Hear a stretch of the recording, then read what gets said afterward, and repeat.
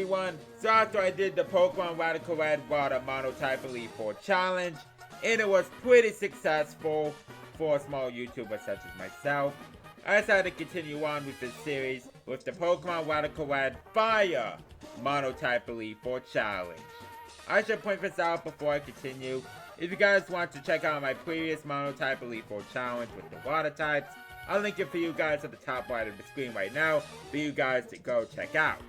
And also, making these videos actually take a while to make, and in order to keep up with my schedule, which you guys can check out in the description below, I have to take numerous breaks in order to make these videos until I find a way for me to continue making these Monotype ones, while also trying to continue doing Nuzlocke and other series.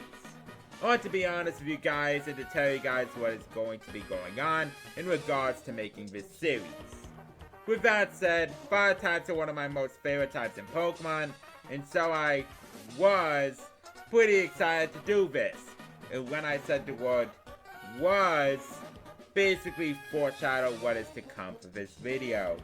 And if you guys do enjoy this video, be sure you guys like the video down below, and because it doesn't cost you guys anything, and it shows your support to the channel. And also if you're brand new to the channel, if you guys haven't subscribed yet, be sure you guys also click that subscribe button, because it also doesn't cost you guys anything, and it doesn't bite you guys in the butt. Make it Growlithe. Now with all that said and done, it's time for us to go climbing to Mount Chimney, because we're gonna go into the volcano and meet ourselves our fire type Elite 14. First up we have Maddie the Torkoal with the relaxed nature with the plus defense, mostly against physical attackers like Lance and Bruno.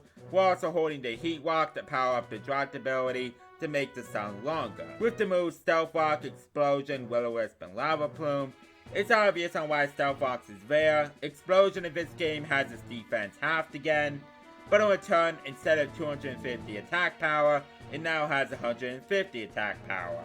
But Explosion with the half defense is still pretty good. Will-O-Wisp is for burning, and Lava Plume for stab damage, and in case my opponents do switch out, and I might potentially get the chance to get the Lava Plume burn off of my opponent's Pokemon. Next up we have Scorching the Charizard with the Charizard Y with the Timid nature, because plus speed in these challenges are a big deal. We also have the Flame Body ability for the chance to get the burn, but most of the time we are going to be Mega Evolving Charizard. Charizard has the moves Fire Blast, Solar Beam, Air Slash, and Dragon Pulse. We're mostly going on the offensive side with Charizard, but later on there will be a new move on Charizard later on in the run, so keep that in mind. Next up we have professional wrestler Captain Lou Albano, the Incineroar, with the jolly nature and holding the focus sash, so that we could take at least one hit, especially that we have the Intimidate ability. Incineroar has the moves Parting Shot, Flare Blitz, Fake Out, and Knockoff. Unfortunately, we don't have Snarl, so because of that, we have to use Parting Shot instead. Flare Blitz and Knockoff are explanatory, and Fake Out to get chip damage and break focus sashes. Next up we have Vulcan Moth the Volcarona with the leftovers, and the Timid nature with the Flame Body ability, with the moves Quiver Dance, Fiery Dance, Will-O-Wisp, and Hidden Power. Quiver Dance and Fiery Dance are explanatory, Will-O-Wisp to burn our opponent's Pokemon in order to cut their attack in half, and Hidden Power, Ice, so he could deal against Lance with. Next up we have Red Nova the Typhlosion with the modest nature and holding a choice specs. And the reason why I didn't give it the Timid nature is because of the fact that in Radical Red, Typhlosion has the hidden ability Blazing Soul. Blazing Soul is an ability where if I use a fire type move, it always goes first. It's basically Gale Wings, or should I say, Nerf Gale Wings. To this day I still felt sorry for Talent Flame. Anyways, Red Nova has the moves Eruption, Scorched Sand, Solar Beam, and Hidden Power. Blazing Soul for Eruption is a really good combo. Scorched Sands has a chance to get a burn. Solar Beam is obviously for Lowlight, and Hidden Power Ice is for Lance. And lastly, we have Victory the Victini with the jolly nature and holding the choice scarf. With the moves Final Gambit, Fusion Bolt, Zen Headbutt, and V-Crate. There will be a few times that Final Gambit proved to be very useful. Fusion Bolt and V-Crate are obvious on why they're here, and Zen Headbutt is used for both flinching and against Bruno. So this is the team that we're going to be taking on the Elite Four with, and at first, I was pretty excited, and I'm still to this day very excited about it. But I'm just gonna confirm right now and to tell you guys that I lost to every Elite Four member at least once, except for one. But that'll be a secret. And so, without further ado, it's time for you guys to witness my struggle, because it's time to take on the Elite Four. First up, we have Lowlight, and I decided if I'm gonna take on and beat Lowlight's Water type team, because for one, if I take on Lowlight's Ice type team, then it would potentially be a bit more easy.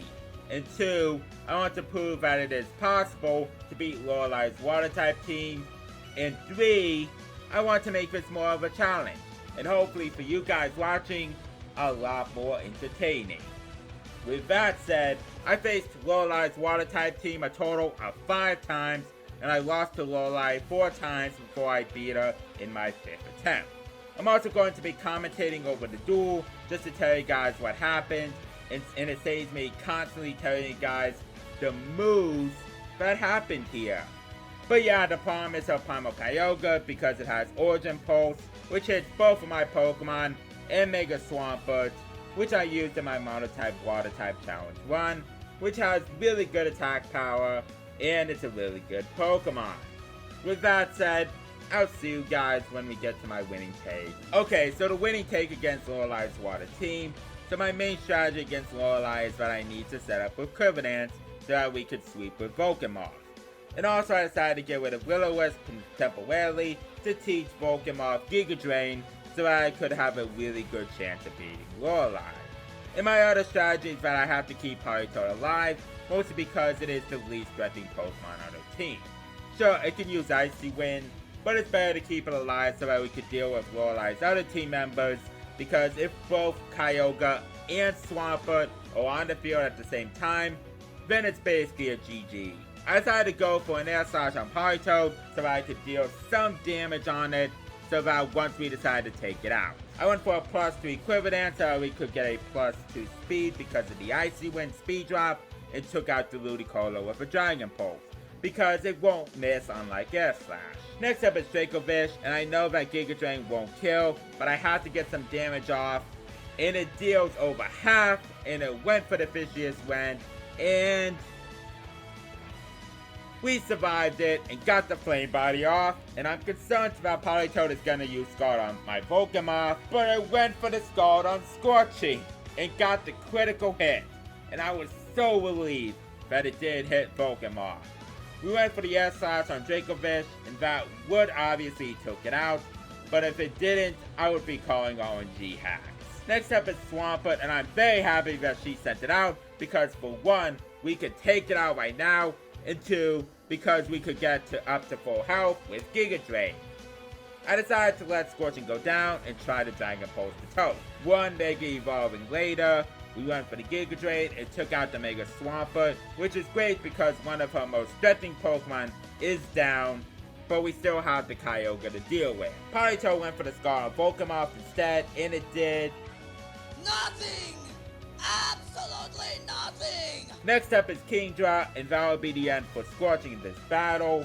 I went for the Giga Drain on Kingdra, and it almost took it out, and it went for the Muddy Water and took out Scorching. And instead of lowering my accuracy in Radical Red, and instead lower my attack, which is perfectly fine because we don't have to miss our moves with the accuracy drop. I sent out Maddie not only to get the Drought up, but also to use Stealth Walks, so I don't have to take out the Politoed. We went for the Giga Drain and took out the Kingdra, took a Skull to the face, and set up my rocks.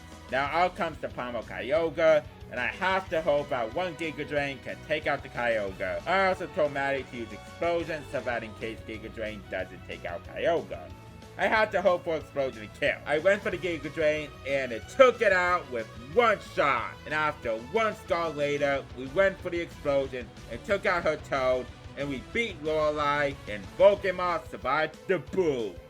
So yeah, Lowlight's Water type team is really tough with a Fire type team, but if you try to come up with a strategy even with a type disadvantage and lots of tries, there will be a point where you could actually do pull off a win, And now we get to move on to Bruno, and it could only get worse. Next up is Bruno, and unlike Lowlight, it took me 4 tries to take out Bruno. And again, I'm gonna show you guys my first attempt and then the winning battle. But the biggest problem with this one is the fact that I forgot that Infernape has taunt, making my setup moves useless, and it has Stealth Rocks. I want to point this out while I'm ahead here, but Stealth Rocks is the move that I'm gonna have a rough time with because we are using a Fire type team, and so the rocks will hurt us a lot. And once we get to someone else later on in this one, oh boy, is Stealth Rocks gonna be a huge pain in the butt.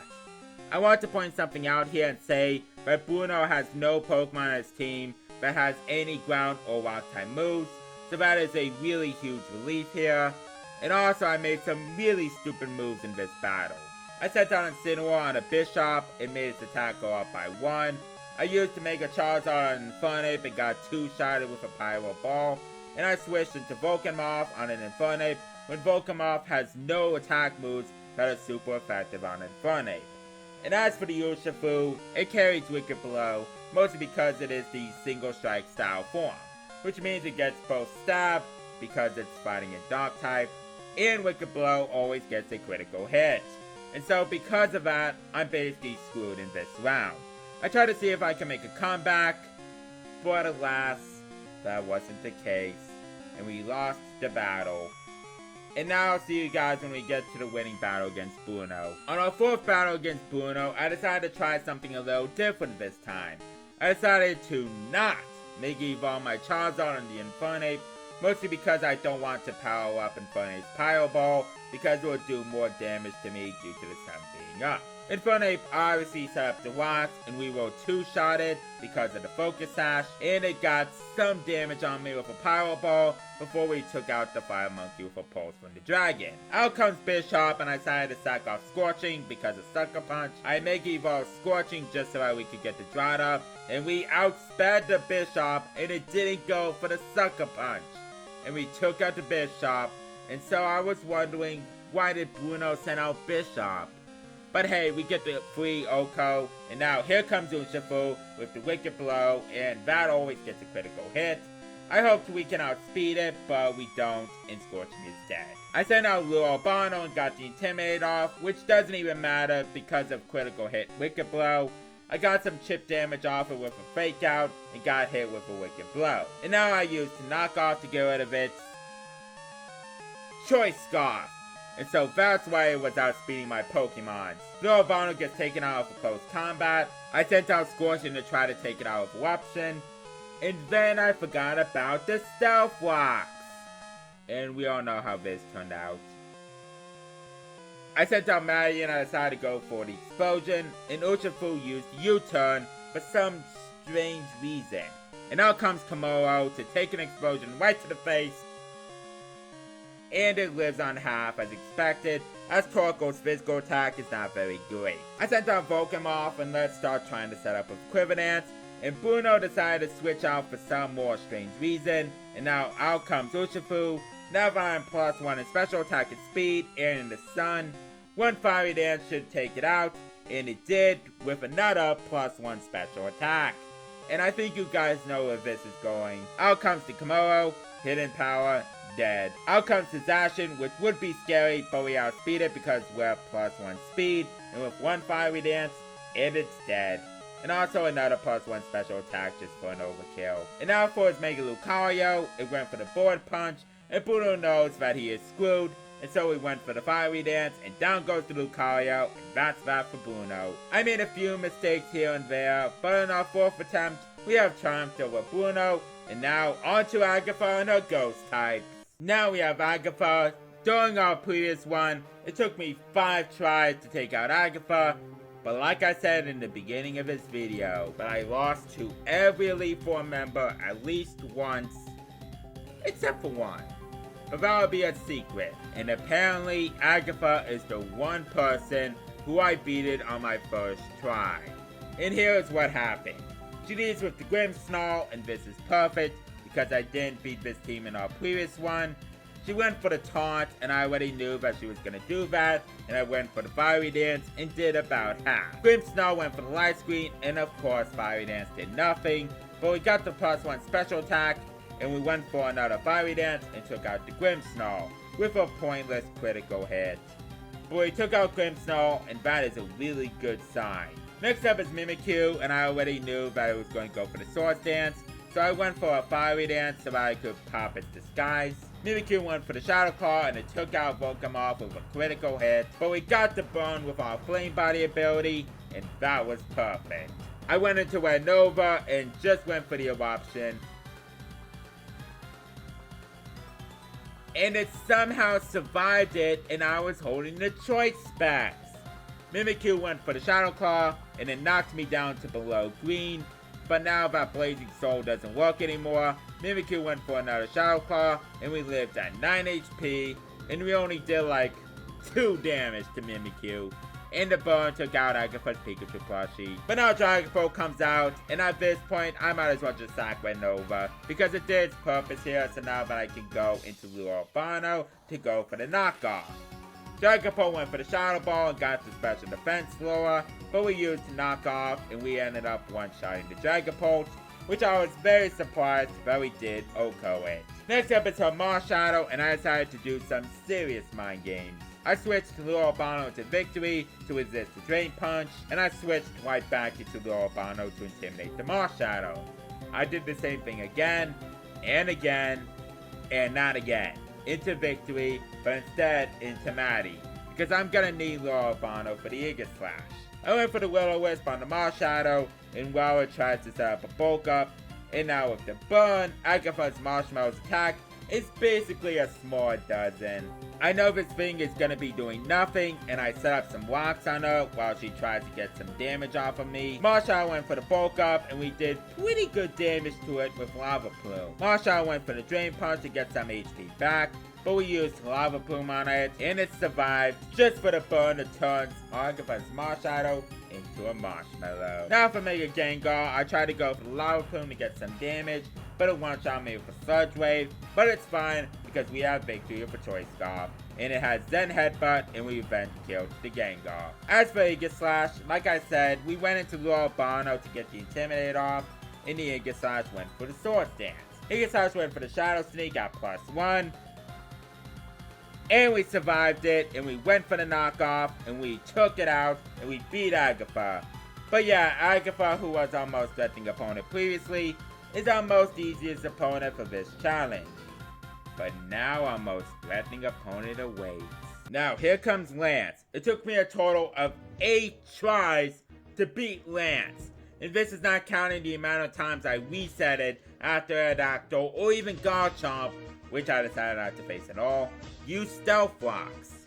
The problem is that Aerodactyl or Garchomp carries a Focus Sash, which means they live a turn, and Aerodactyl, because I chose not to face the Garchomp team for this challenge, always sets up the Stealth Rocks. When I try to send out a Pokemon with a status move, Aerodactyl always goes for the taunt, and then goes for the Stealth Rocks. And the reason I want to beat the Aerodactyl team and not the Garchomp team is mostly because of the fact that the Aerodactyl team, from what I looked up, is the one that counts as my team, and also because of the fact that I haven't beaten this team yet. And there will be a point where I do make 2 changes on my team because of this battle, but we'll get to that in a few minutes, or seconds. But for now, this battle goes completely as you guys expected, after I said all of that. But now, on to the winning battle with Lance. Okay, so Lance leads off with Aerodactyl, and I lead with Victory to try to get a flinch, but to no avail. And Aerodactyl goes for the Stealth Rocks, and as expected, but every single time after I use Zen Headbutt on Aerodactyl, Lance will always switch out right into Melmetal. And so I see if I can predict it once again and switch into Scorching. And indeed it does, and here comes Melmetal, and I taught Scorching Defog, and we used it on Melmetal. And while it won't lower any stats due to Melmetal having Clear Body, but Defog will get rid of the Stealth Rocks, and that is a really good sign right there. Melmetal goes for the double iron bash, and it takes out Scorching, but that is perfectly fine, because Maddie gets to set up a Will-O-Wisp on Melmetal after it uses an Earthquake, and deals over half to Maddie. Now with Melmetal's attack cut in half, I decided to set up some Stealth Rocks, and let Maddie go down so I could set up with Quiver Dance with Pokemon. But I still did about 68 damage, and I predicted that Lance will switch Melmetal with Dracovish, and my prediction is correct! Here comes Dracovish, and here comes Hidden Power, and it did over half because of a clutch critical hit. And we took it out with another Hidden Power. Our most problem Pokemon is down. Now if Lance sends out Primal Dialga, that would definitely save him, but instead he sends out Aerodactyl, and we outspeed it, and we took out the Aerodactyl with Hidden Power. Now here comes Dragonite with the Stealth Rocks damage. Dragonite's multi-scale ability is now broken, and so now we can one-shot it with Hidden Power Ice. Lance is aware of it, and he went for the extreme speed, yet Lance isn't aware that he should have sent out Primal Dialga, because Volcamoth does neutral damage to it. We lived with 68 HP and the Flame Body Burn, which doesn't matter because Hidden Power one-shots it. Melmetal is coming back out, and we could just go for the Fiery Dance and take out the Melmetal. Now here comes the Mega Salamence, and again, Lance should have sent out Primal Dialga. We obviously one-shot with Hidden Power, and now here comes Primal Dialga, and look at how much damage Fiery Dance does to this thing. It did at least a close to small portion of damage. If Lance would have sent out this thing, then he wouldn't have lost 4 Pokemon to Volcamoth. Dialga wards me out into Albano, and we get chip damage with Fake Out, and we use Parting Shot right into victory, and Dialga uses Dragon Pulse, and I was very surprised that I outsped the Dialga. We had Victory use Final Gambit on Primal Dialga, and we almost took out the Dialga at 1 HP, which is fine because we're gonna embarrass Lance and take out the Primal Dialga with Fake Out.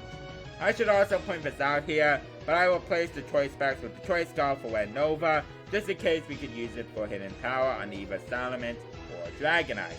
So yeah, we finally took out Lance, and now onwards to the toilet.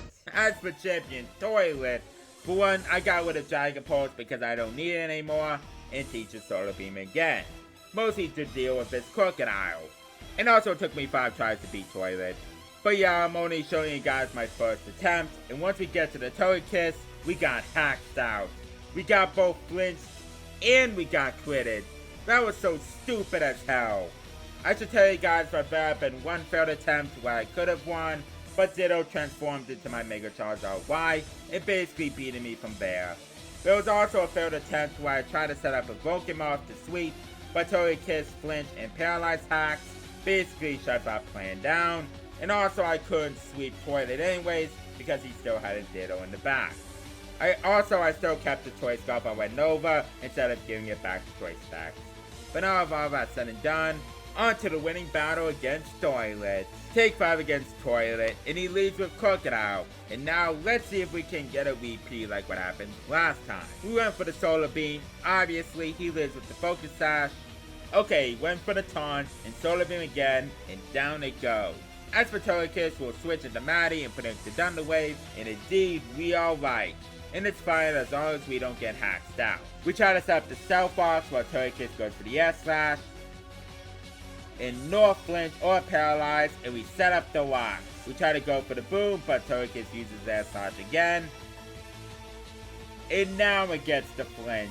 And so because of that, we might as well just sack off Maddie here. We let Maddie go down to Air Slash, which is fine because we have Red Nova to save the day, and try to get a 2-turn eruption, and indeed it deals over half the Togekiss, and the Togekiss goes for the Defog, which is fine because even though we lost the Rocks, we still took out the Togekiss with a second eruption, and Red Nova is still at full health for the Blazing Soul ability. Primal Groudon is here, and we switch into Lure Albano just to get an Intimidate on it, and to sack it off just to get a safe switch into victory. We decided to get some chip damage off on it with Fake Out, and then let Groudon take me out, which means Victory could use Final Gambit on Groudon, which would obviously survive this since you guys did see the first failed attempt. Which also means that Nova could use Eruption on Groudon, and we take it out. As for the Mega Blastoise, we sent out Scorching and get hit by an Aura Spear, which I forgot to mind you guys, but Blastoise has no Water type moves on it. We went for the Solar Beam on this Blastoise, and